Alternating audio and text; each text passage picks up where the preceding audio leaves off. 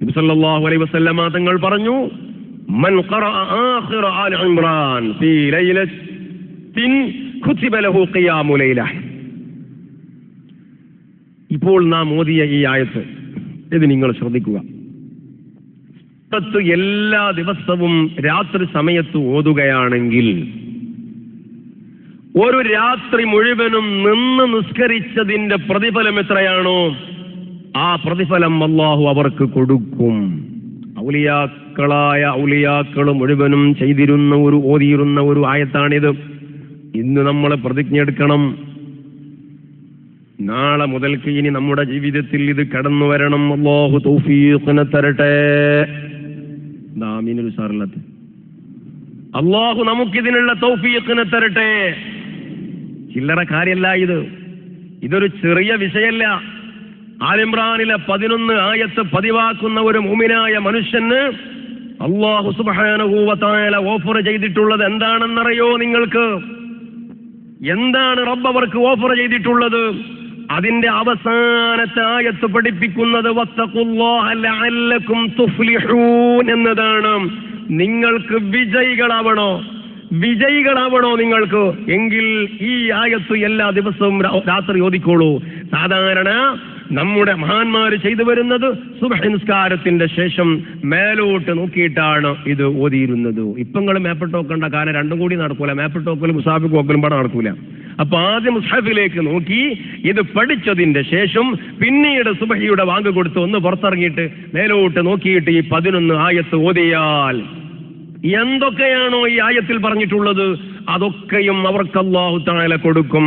ഇതിൽ പറയുന്നു, നരകം അവർക്ക് ഉണ്ടാകില്ല, നരകത്തിൽ നിന്ന് അല്ലാഹു അവരെ രക്ഷപ്പെടുത്തും. പോരാ, അല്ലാഹുവിന്റെ സ്വർഗത്തിൽ അല്ലാഹു അവരെ പ്രവേശിപ്പിക്കും. അതിവിശുദ്ധന്മാരായിട്ട് അല്ലാഹു അവരെ പരിഗണിക്കും. ഏറ്റവും വലിയ ജേതാക്കളുടെ കൂട്ടത്തിൽ അല്ലാഹു അവരെ ഉൾപ്പെടുത്തും. ഇതിലും വലുത് എന്താണ് നമുക്ക് വേണ്ടത്? ഇതിലും വലുത് എന്താ നമുക്ക് വേണ്ടത്? അതിന് ചെയ്യേണ്ടത് എന്താണ്? ഈ 11 ആയത്ത് നമ്മുടെ ജീവിതത്തിൽ ഉണ്ടാവണം. മഹാനായ ജാഫർ സാദിഖ് റളിയല്ലാഹു അൻഹു പറയാണ്, ഒരു മനുഷ്യന് എന്തെങ്കിലും ഒരു പ്രയാസം വന്നു എങ്കിൽ 5 തവണ അവൻ റബ്ബന റബ്ബന റബ്ബന എന്ന് 5 തവണ അവൻ പറയട്ടെ എന്ന് പറഞ്ഞപ്പോ അവിടെ ഉണ്ടായിരുന്ന ആരോ ചോദിച്ചു, എന്താ അവിടെ നീ പറയുന്നത്? അങ്ങനെ ഒരാൾ പറഞ്ഞാൽ അൻജാഹുല്ലാഹു മിമ്മാ യഖാഫു വഅതാഹു മാ റാദ്. എന്തിനെയാണോ അവൻ ഭയപ്പെടുന്നത് ആ ഭയപ്പെടുന്ന വിഷയത്തിൽ നിന്ന് അല്ലാഹു അവനെ രക്ഷപ്പെടുത്തും. മാത്രമല്ല, എന്താണോ അവൻ ആഗ്രഹിക്കുന്നത് ആ ആഗ്രഹിക്കുന്നതിനെ അല്ലാഹു അവന് കൊടുക്കും എന്ന് പറഞ്ഞപ്പോൾ അവിടെയുള്ള ആളുകള് ജാഫർ സാദിഖ് റളിയല്ലാഹു അൻഹുവിനോട് ചോദിച്ചു, എന്താണാവോ അവിടുന്ന് ഉദ്ദേശിക്കുന്നത്? അപ്പോൾ അവിടുന്ന് പറഞ്ഞു, ഇഖ്റഊ, നിങ്ങൾ ഓതണം. എന്ത് ഓതണം? ഇപ്പോൾ നാം പറഞ്ഞ സൂറത്ത് ആൽ ഇംറാനിലെ 11 ആയത്ത് ഓതണം. ഇന്ന ഫീ ഖൽഖിസ് സമാവാതി വൽ അർളി വഖ്തിലാഫിൽ ലൈലി വന്നഹാർ എന്ന് തുടങ്ങുന്ന ആയത്തുകൾ ഓതണം.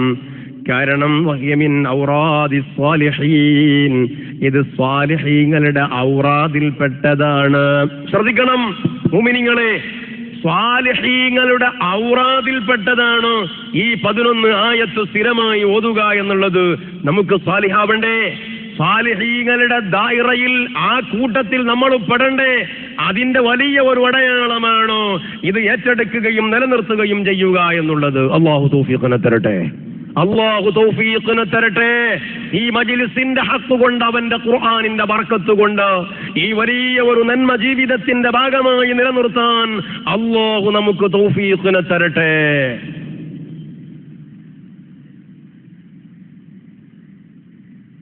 അല്ലാഹ്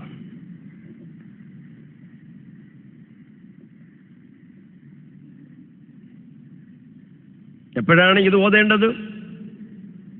സാലിഹീങ്ങളുടെ വിർദ് ഔറാദ് എന്ന നിലയിൽ എപ്പോഴാണ് അവരിത് ചെയ്യാറുള്ളത്? ഉറക്കത്തിൽ നിന്ന് ഉണർന്നതിന്റെ ഉടനെ. അതും തന്നെ മേലോട്ട് നോക്കി ചെല്ലുകയാണെങ്കിൽ. കാരണം ആകാശ സീമകളിലുള്ള അത്ഭുതങ്ങളെ കുറിച്ചുള്ള പരാമർശമാണ് അതിന്റെ തുടക്കത്തിൽ പറയുന്നത്. ഫമൻ ലാസമ അലൈഹാ തഹഖഖ ബിമാ ഫീഹാ. ഇത് പതിവാക്കിയ ഒരാള് ഈ 11 ആയത്തുകളിൽ അല്ലാഹു തആല പറഞ്ഞിട്ടുള്ള നന്മകൾ എന്തൊക്കെയുണ്ടോ അതിനെ മുഴുവനും അവൻ ഉറപ്പായി പോയി. അവ മുഴുവനും അത് ഓതുന്ന ആൾക്ക് ഉറപ്പായി പോയി. അല്ലാഹു തൗഫീഖ് തരട്ടെ. വഹസല ലഹു സവാബ മൻ ഖാമ അൽ-ലൈൽ. രാത്രി മുഴുവനും നിന്ന് നിസ്കരിക്കുന്ന ഒരാൾക്ക് കൊടുക്കുന്ന പ്രതിഫലം അല്ലാഹു തആല അവന് കൊടുത്തുപോയി. ചെറിയ കാര്യമാണോ? ഇശാ നിസ്കാരത്തിന്റെ ശേഷമും 2 റക്അത്ത് സുന്നത്ത് നിസ്കരിച്ച് 3 റക്അത്ത് വിത്ർ നിസ്കരിക്കാൻ നമ്മളെ പ്രയാസത്രേ. ഇങ്ങനെയുള്ള നമുക്ക് രാത്രി മുഴുവൻ നിസ്കരിക്കാൻ കഴിയോ? 3 റക്അത്ത് വിത്ർ നിസ്കരിക്കാൻ നമുക്ക് എന്തൊരു പ്രയാസ. അപ്പോഴാണ് 1 റക്അത്ത് നിസ്കരിച്ചാലും മതി. അങ്ങനെ മസല ഉണ്ടല്ലോ, കടക്കട്ടം കണ്ട് 1 റക്അത്ത് അല്ലാഹു അക്ബർ. അങ്ങനെ ഒന്നുമേൽ ഇങ്ങനെ പോകുന്ന ആൾക്കാരല്ലേ നമ്മള്. നിങ്ങളെ പറ്റിയല്ല പറഞ്ഞത്, ഞാൻ എന്നെ പറ്റിയാ പറഞ്ഞെന്ന് കരുതിക്കോളി. അൽവ്യാജ് ഇങ്ങനെ കണ്ടു പോവുക. ഞാൻ അങ്ങനെയൊന്നുമല്ല, ഞാൻ 11 റക്അത്ത് നിസ്കരിച്ചിട്ടുണ്ട്. അല്ലാഹു തൗഫീഖിനെ തെറ്റെ, അല്ലാഹു ഖബൂലാക്കട്ടെ. ഇങ്ങനെയുള്ള നമ്മള് രാത്രി മുഴുവൻ നിസ്കരിച്ചാൽ നമുക്ക് കഴിയോ? നമുക്ക് കഴിയണില്ല. അതിന് മാത്രം വലിയ ശബറുകളായിപ്പോയി നമ്മൾ. എങ്കിൽ ആ രാത്രി മുഴുവനും യജമാനന്റെ മുൻപിൽ സുജൂദ് ചെയ്ത ആളുകൾക്ക് അവൻ കണക്കാക്കിയ പ്രതിഫലം ഇപ്പുറത്ത് വേറെ ഒരു വഴിയിലൂടെ ഇതാ അവൻ ഓഫർ ചെയ്യുന്നു. ഇതിന് 5 മിനിറ്റ് വേണ്ട. ഇത്രയും വലിയ ഒരു സൗഭാഗ്യം കിട്ടാൻ 5 മിനിറ്റ് വേണ്ട. പ്രിയപ്പെട്ട മുഅ്മിനീങ്ങളെ, ഇതുപോലത്തെ കുറുക്കുവഴികൾ ധാരാളമുണ്ട്. ആ കുറുക്കുവഴികളെ കണ്ടെത്തുന്നവർ സൗഭാഗ്യവന്മാരാണ്. ആ കൂട്ടത്തിൽ അല്ലാഹു നമ്മയൊക്കെ ഉൾപ്പെടുത്തി തരട്ടെ.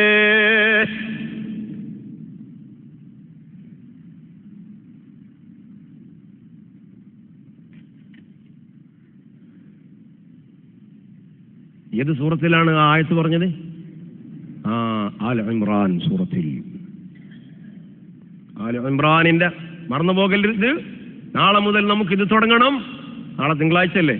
തിങ്കളാഴ്ച തുടങ്ങിയ അതിന് ദൈർഘ്യം കിട്ടുന്ന പണ്ടുള്ള ആളുകൾ പറയും. അതുകൊണ്ടാ കിണറിന് കുറ്റിയെടുക്കുമ്പോൾ തിങ്കളാഴ്ച ഒഴിവാക്കാറില്ല. അതിന് ദൈർഘ്യം കിട്ടാൻ പറ്റൂല.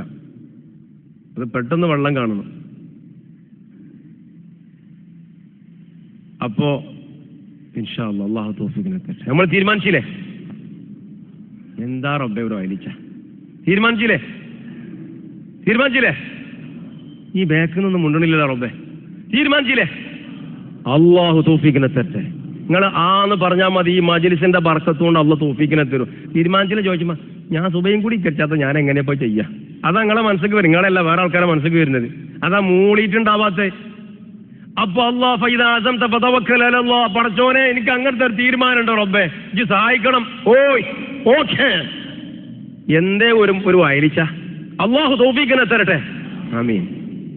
അങ്ങനെ വേണ്ടത്. നന്മയിൽ അങ്ങനെയാണ് നമ്മൾ ഓക്കെ പറയേണ്ടത്.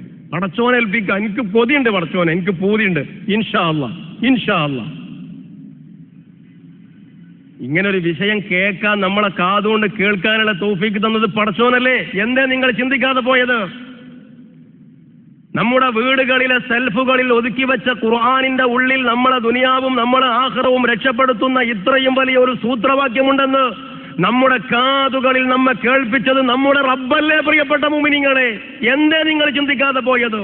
ഇത് നമ്മുടെ കാതുകളെ കൊണ്ട് കേൾപ്പിച്ച അല്ലാഹുവിന് ഇത് നമ്മുടെ ജീവിതത്തിന്റെ ഭാഗമാക്കി തരാൻ കഴിയില്ലേ? അല്ലാഹു, ആ റബ്ബിന് അതിന് കഴിയില്ലേ?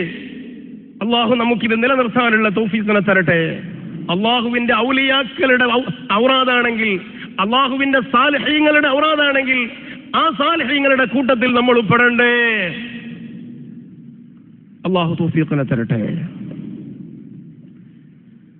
അപ്പോൾ പറഞ്ഞു വരുന്നത്, അവന്റെ ഈ പ്രാപഞ്ചിക വസ്തുക്കളെ കുറിച്ച് അല്ലാഹു തആല ഖുർആനിൽ എടുത്തെടുത്തു പറയുകയും അവയെ ഓർമ്മപ്പെടുത്തുകയും അവയെക്കുറിച്ച് മനുഷ്യരെ മുഅ്മിനീങ്ങളെ ചിന്തിപ്പിക്കുകയും ചെയ്യുമ്പോൾ, അങ്ങനെ ആ ചിന്തക്ക് വക നൽകുന്ന ആയത്തുകൾ ഓതുന്ന മുഅ്മിനായ ഒരു മനുഷ്യൻ അതോതുകയും അവയെക്കുറിച്ചൊന്ന് ആലോചിക്കുകയും ചെയ്താൽ വലിയ പ്രതിഫലം അല്ലാഹു തആല ഓഫർ ചെയ്യുന്നു.